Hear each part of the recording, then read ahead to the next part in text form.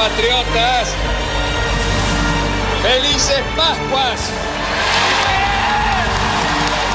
A 30 años de un día que conmocionó al país, frente a una plaza llena de miedo y tensión por el levantamiento cara pintada que puso en jaque a la democracia, el discurso de Alfonsín trajo tranquilidad y pasó a formar parte de un capítulo importante de la historia argentina. La guarnición está tomada enteramente por personal de suboficiales y oficiales, los cuales tienen la cara pintada. Yo no atenté contra la democracia y no hago ningún mea culpa y menos en público. Este grupo no es un grupo golpista. Fue la única solución que teníamos para llamar la atención del pueblo argentino. He tenido muy buena relación con Alfonsín. Eso es verdad. Es cierto que Alfonsín entendió perfectamente. Alfonsín padres. Los hombres amotinados han depuesto su actitud. Lo que le dije a Alfonsín cuando me preguntó. Sí. Una ley, le digo, de amnistía. ¿La amnistía general? Hoy podemos todos dar gracias a Dios. La casa está en orden y no hay sangre en la Argentina. Pasaron 30 años, Ricardo. Sí. Ahí tu padre. Hoy decía Jonathan en una editorial que hacía en la radio, y mucha gente lo sostiene, qué presidente nos perdimos, ¿no? Porque entramos en un montón de cosas y por supuesto que disfrutamos la vuelta a la democracia y los juicios a los asesinos de la Junta, pero no pudo terminar su mandato. ¿Qué pasó esa Semana Santa cuando Rico dice se arreglaba con una amnistía, nada más y nada menos, ¿no? Nada más. Como si fuera poco, sí. ¿No? A propósito de lo que dijiste, Pablo, ¿qué presidente nos perdimos? Lo mismo le dijo Alfonsín a Cafiero. Mirá. Cuando le hicieron un homenaje a mi padre, ya estaba enfermo en La Plata, sí, en el Coliseo, en el teatro, uno de los oradores fue Antonio Cafiero, de quien me hice amigo los últimos 3 años. Ah, mira. Y a la casa, me invitó, salíamos a comer juntos, yo realmente una admiración, un hombre de una gran cultura, además me invitó cuando fue designado honoris causa en la Facultad de Derecho, me hizo hablar, bueno, y la lealtad democrática, la lealtad republicana de Antonio y con él el justicialismo. Sí. Y de Antonio no solamente frente a la amenaza militar, porque la amenaza para la estabilidad institucional no solamente provenía del poder militar, provenía de la crisis, que era muy grande. Esas sí que eran crisis, duras. Eran herencias. 13 paros, una herencia brutal, los militares calientes, ¿no? Te digo, una inflación del 600% anual, heredamos, una tasa de interés en el mundo del 15% anual, 250 millones de dólares de reserva, un déficit de 16 puntos del PBI, esas eran herencias. Bueno, y don Antonio, todo el justicialismo, pero yo tengo que agradecer a don Antonio, en esos momentos jugó, y si no hubiera sido, por eso no sé qué pasaba en la Argentina. No sé qué pasaba con ese alzamiento. Todos creíamos, de acuerdo a la experiencia histórica, que esa era una intentona, que era un golpe más. De golpe, claro. Golpe más, que producía un golpe más. La mayoría de los argentinos y afuera en el mundo, yo hablé, aunque a mí no me conocían, porque acompañaba a mi padre con muchos intelectuales que venían. Y como a mí me gustaba conocerlos, mi padre me invitaba. Y todos creían que, bueno, duraría 2 años, 2 años este gobierno. Como mucho. Y después volverían los golpes militares, que era una transición más. ¿Cómo lo vivió tu padre, Ricardo? Te tuteo porque nos tuteamos, te tengo mucho aprecio y cariño, y me parece raro. ¿Cómo lo vivió tu padre? Después vamos a hablar también de ese rol de Cafiero, vamos a hablar de justicialismo. Carlos era una de las voces de la televisión de aquel momento. Me acuerdo, Carlos. El rol que cumplió central, con Mónica Gutiérrez, el rol que cumplió Cafiero, el sindicalismo que le metió 13 paros a Alfonsín, todo un país unido. Y hoy vemos casi que esto es impracticable, ¿no? Porque ni siquiera logramos que Cristina le dé el bastón y la banda a Macri, o armamos plazas el 24 de marzo que son muy confusas. ¿Cómo vivió tu padre aquellos momentos de tanta tensión? Eran amenazas graves, distintas. Allí, nosotros, mira, Paulo, lo que más puso en riesgo la posibilidad de consolidar la democracia fue al mismo tiempo lo que más hizo por consolidar la democracia, el juicio a la Junta. Claro. Nos permitió conocer que nada hay más perverso, intrínsecamente más perverso y más cruel que una dictadura. Porque, sin perjuicio de que yo también tengo buena relación con Aldo Rico, yo no tengo ningún rencor, gracias a Dios esas cosas no siento yo. Y puedo entender sus reclamos, pero que lo hagan sin armas. Claro. ¿No podían hacer ese reclamo sin armas? ¿O acaso nosotros cuando vamos a hacer un reclamo a la plaza nos armamos para hacer los reclamos? Mucho menos un soldado. Bueno, y se han incorporado a la democracia, pero no, siguen diciendo que fue correcto y que volverían a hacer eso. A hacer lo mismo. Eso es un error. Bueno, después, y me preocupa que hayan desfilado en el 9 de julio, ¿no? Porque ¿qué dicen los chicos? Rico. No él personalmente, sino lo que representa el movimiento Cara Pintada, los chicos que estudian en la escuela y que leen esas cosas y después ven que el 9 de julio, bueno, y me preocupa que... Esto a propósito del bicentenario. El Libertador. Esto es el la Libertador en el desfile que volvió, que estaba rico Entonces, y esta gente. Hay que tiene que dar bien claro que esto es un hecho que la sociedad repudió en su momento, ¿no? ¿Cómo lo vivía tu padre? Porque en el momento, hay dos momentos de la plaza, cuando le pide a los argentinos que se queden y él va directamente donde era Campo de Mayo esto, ¿no? Él se va a Campo de Mayo y después regresa y está la frase, váyanse a casa en paz, la casa está en orden, felices Pascuas. Y claro que se puso en orden. Mirá lo que podía pasar. Yo te cuento después lo que me dijo cuando volvió. Nosotros seguíamos todo desde Olivos. Ajá. Nos manejábamos y hablábamos con los funcionarios, con él creo que no. Él dejó casa de gobierno y se fue. Él dejó casa de gobierno y se fue, pero nosotros digamos cómo viene, se rinden, no se rinden. Había las gestiones que había hecho el ministro de Defensa, las gestiones que había hecho el brigadier Crespo, que yo no me acuerdo quiénes eran, no habían dado resultados. Entonces en un momento algunos decían que vaya la gente. Él dijo de ninguna manera y tampoco quería acelerar la represión. Claro. Por eso te cuento después lo que me dijo nos dijo cuando llegó. Sí. Entonces decide en un momento ir. Yo le pregunto a los que estaban allí, sí, bueno, y me decían, le decían que no fuera, porque nadie sabía qué podía ocurrir. ¿Quiénes eran? No sabíamos nosotros quiénes eran estos señores. Claro. Seguramente en el ejército le dirían, son fulano, y muy bien jugaron y Río Sereñú, y muy bien Crespo, y muy bien Alais. Hicieron lo que había que hacer para tratar de ir minando la resistencia de los amotinados y poder resolver la cuestión en paz. Y bueno, y dijo felices Pascua y lo criticaban. ¿Y qué podía haber pasado? Una represión en la que hubiera muerto muchísima gente, asesinaban al presidente, secuestraban al presidente, daban un golpe de Estado. Y no era para celebrar la forma en la que la cuestión había terminado. Bueno, la gente lo sintió así porque fue impresionante. Carlos, me puedes apoyar, ¿no? Las plazas, el país todo en la calle, una emoción, pero a en raudar. todas las plazas del país. En todos lados. Chicos, con los chicos. chicos. Fue la gente. Claro. Yo me reconcilié con la sociedad. Porque yo estaba enojado con la sociedad. ¿Por qué? Y no es que me reconcilié porque ganó el radicalismo, porque todos sabíamos lo que había ocurrido en los 70, en la dictadura. Todos tenían un amigo que había desaparecido, o el amigo de un amigo, o era amigo de una persona que tenía un tío. Un vecino, alguien. Y yo me acuerdo que discutía, como cualquier hijo de vecino, discutía con mucha gente. Y bueno, fuimos excesivamente tolerantes con lo que nos ocurrió. Y pero el juicio a la Junta, que hubiera sido imposible si la sociedad no acompañaba, no es obra de un presidente, ni es obra de un partido, y que nadie se vista con esas ropas. No lo van a escuchar una sola vez a Alfonsín decir, nosotros los pusimos presos. Fue la sociedad su conjunto. Pero había que llevarlo, porque te podían pedir, pero era un momento muy difícil. Y la sociedad no quería hacerlo. Y somos un ejemplo en el mundo. No tenemos muchas cosas para enorgullecernos los argentinos. Bueno, esta es una de las que tenemos. Ricardo, te quiero preguntar por Antonio Cafiero, el justicialismo, porque es todo el justicialismo. Antonio estaba al lado de Alfonsín y era una imagen hoy casi impensada, ¿no? De unirnos en algo, porque estamos pensando en la elección la próxima y el 2019, y mirá si yo aparezco y te beneficio a vos en algo.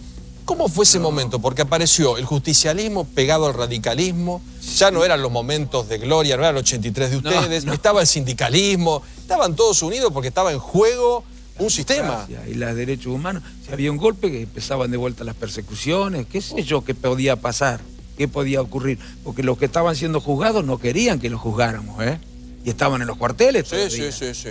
Tanto que cuando los citaba la justicia no iban. Claro.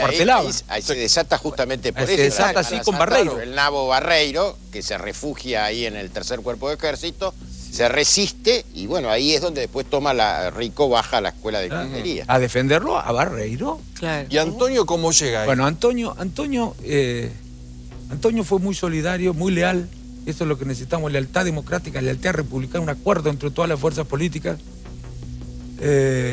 Antonio, que comprendió lo que estaba en juego en la Argentina, claro, que era lo que podía pasar, lo comprendió clarísimo. Sí. Y puso todo el justicialismo detrás del acompañamiento a la democracia, no a un presidente. Claro, a la democracia. Él competía con el partido y tenía muchas críticas y las hacía. Y mi padre le dijo una vez, creo que no terminé de contarlo, el presidente que se perdió la Argentina por habernos acompañado. Exacto. Se lo dijo en un discurso. Porque Antonio va a la interna después con Menem y gana... Claro, gana. ¿Y por qué? Porque Antonio pagó los costos de acompañar a un gobierno que tenía muchas dificultades económicas y él lo acompañó porque acompañaba a la democracia además. Mirá. Por eso a toda la familia le mando un abrazo grande, a Juanpi, a todos los chicos, los nietos los conozco también. Un familión.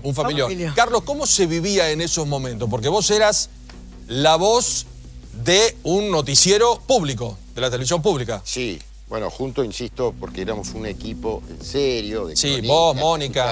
Mónica, Cecilia Aratro, Horacio Formi. Perdón. Mirá, hay dos cosas que yo enlazaría con lo que decía Ricardo, ¿no?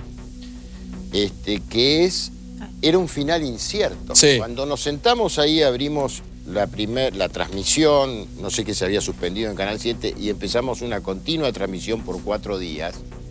El final era abierto. 4 días, claro. 4 días, en total habremos dormido 6 horas, Mónica y yo alternándonos.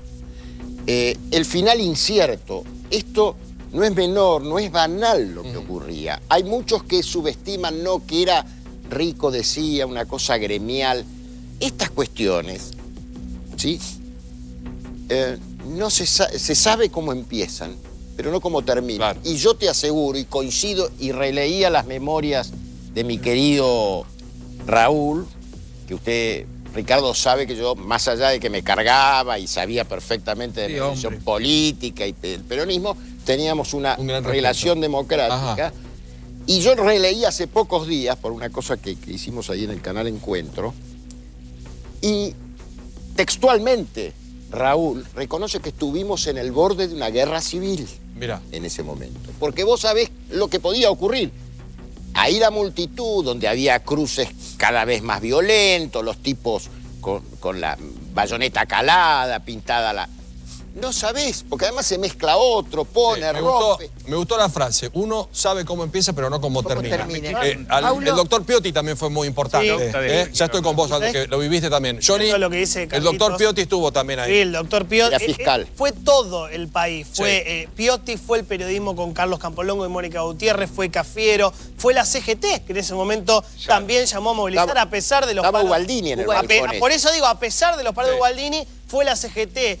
Pero lo que digo es, nunca más subestimemos cuando se pone en riesgo el mandato constitucional, ni cuando le pasó a Alfonsín, ni cuando todavía hay algunos imbéciles que, para llevarlo un poco a la actualidad, todavía algunos imbéciles de poca monta insisten con esta idea de que los gobiernos tienen que terminar antes de tiempo. Nunca más, digo, si algo nos dejó Alfonsín, y yo creo, permitime, Ricardo, Paulo, citar algo que dice siempre Santiago. La figura de Raúl Alfonsín cada vez se agranda más en la Argentina, porque de verdad ahí había que tener huevos para hacer lo que hizo, primero con el juicio de las juntas y después con esto, porque el partido militar era una opción de poder. Había 400.000 agentes en la corporación militar. De verdad, como bien dijo Ricardo, estaba la posibilidad de un nuevo golpe militar en la Argentina. Por eso digo, ¿qué presidente nos perdimos? De verdad, esto lo decíamos. Me gustó, me quedé con tu frase, te escuché en la radio. Nos lo perdimos ese presidente, porque si bien hizo una gestión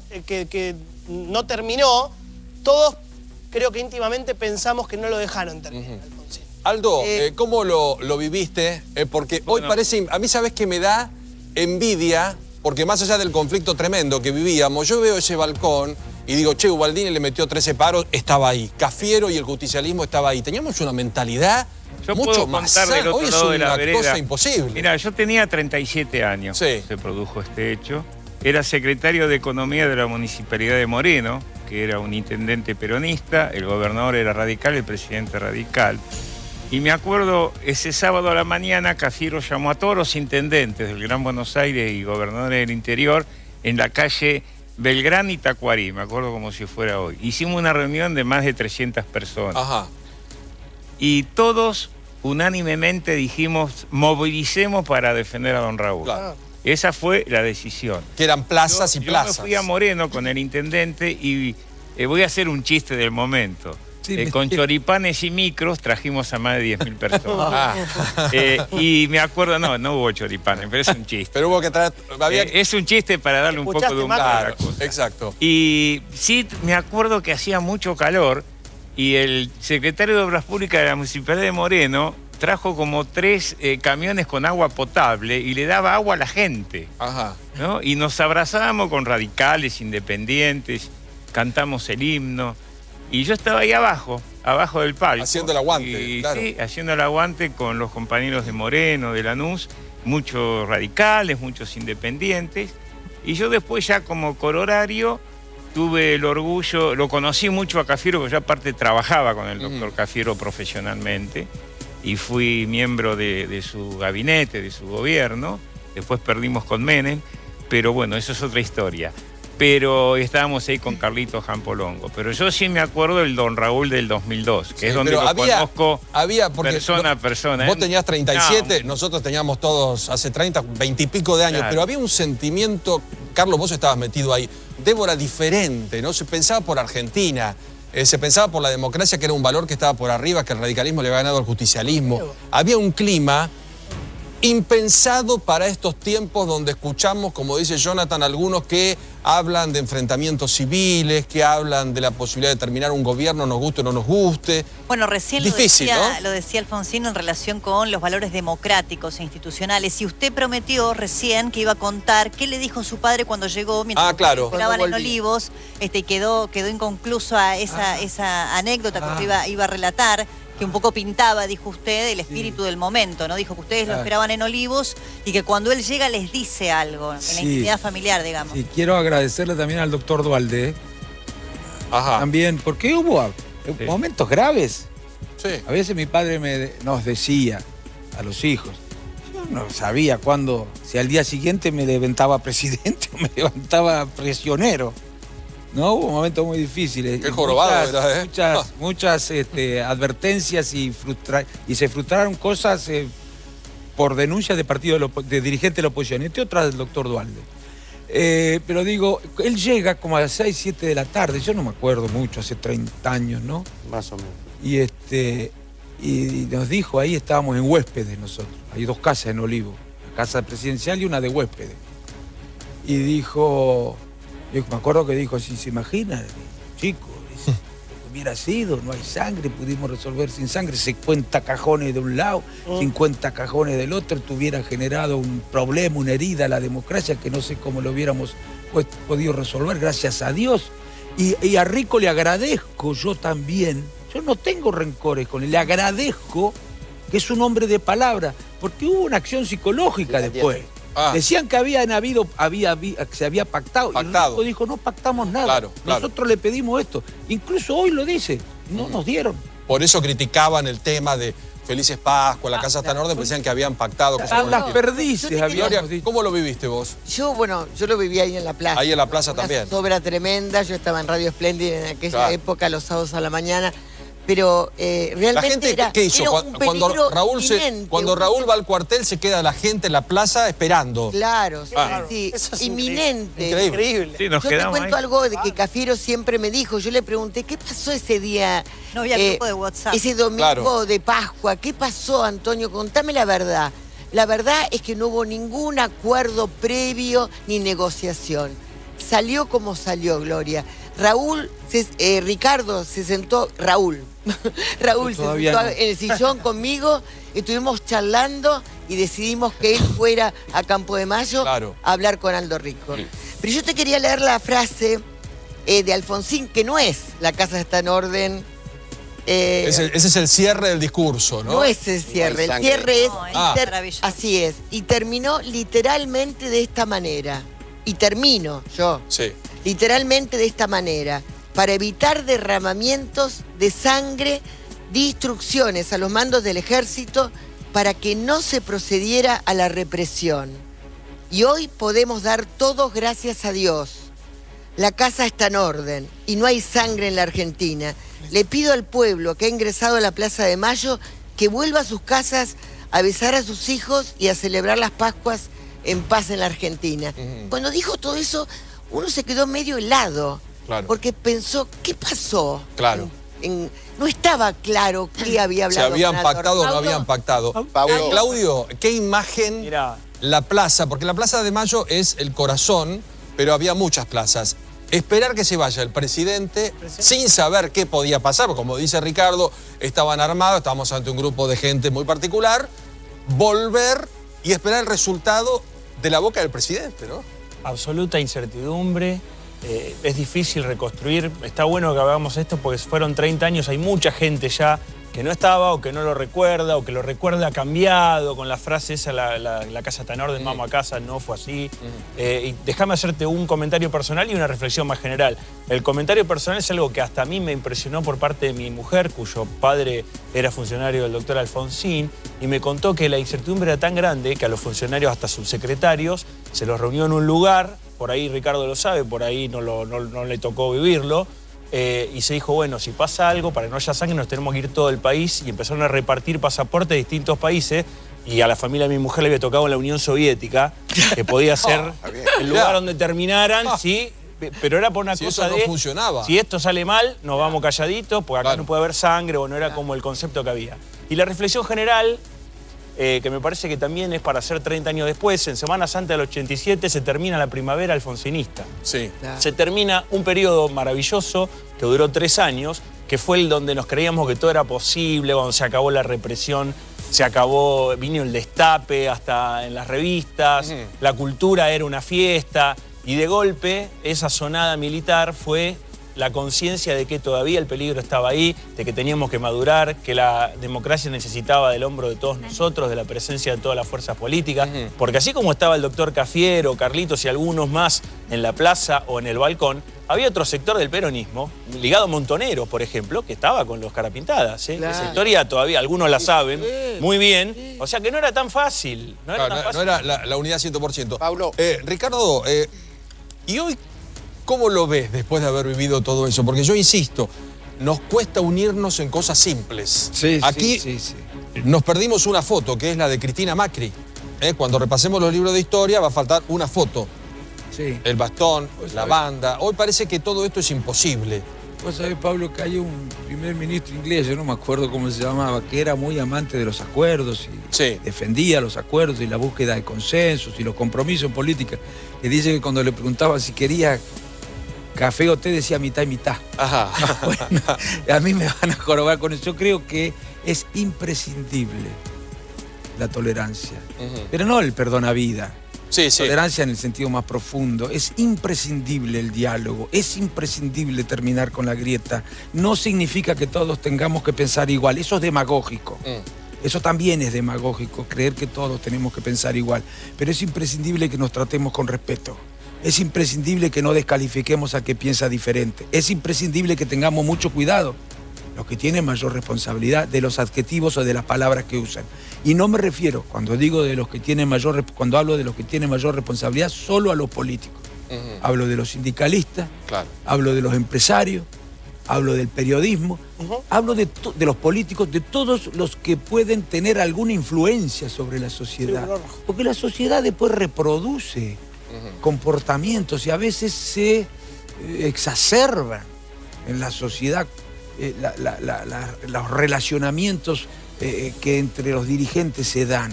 Y yo estoy convencido, tal vez era porque hemos vivido en una Argentina de desencuentros, que hay que terminar con esas cosas, no vamos a resolver. No es para sacarse las ganas la política.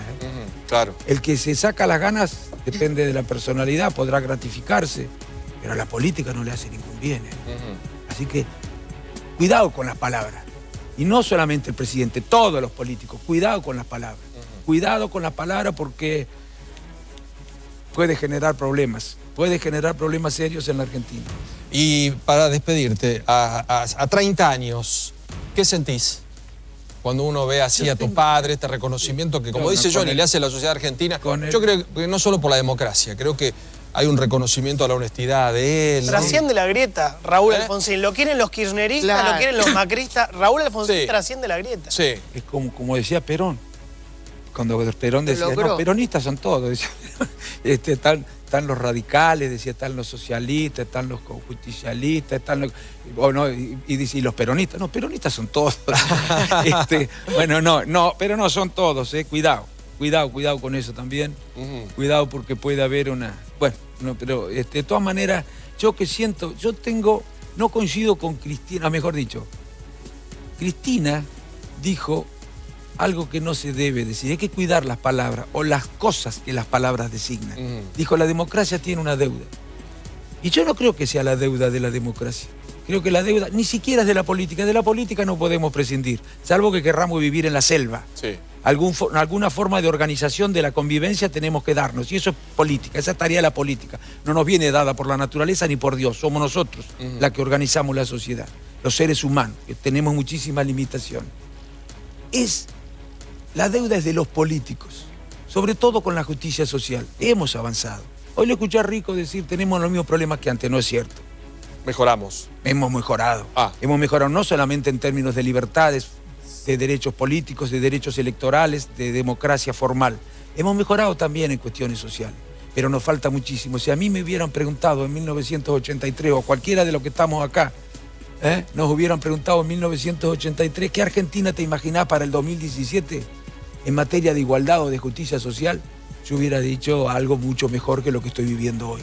Esa es la deuda que tenemos ahora, pero es nuestra, no de la democracia. Ricardo, un gusto verte siempre. Gracias, Pablo. Me alegro que ande bien ese corazón a cuidarse. Sí, cada vez mejor. Y gracias a Raúl, gracias a Antonio. Gracias. A todos los que hicieron tan fuerte la democracia, porque hoy es moneda corriente, pero en esos momentos eran muy No, gracias a ustedes. Gracias por venir, Ricardo. Un gusto grande. Claro, Hay muchos temas más.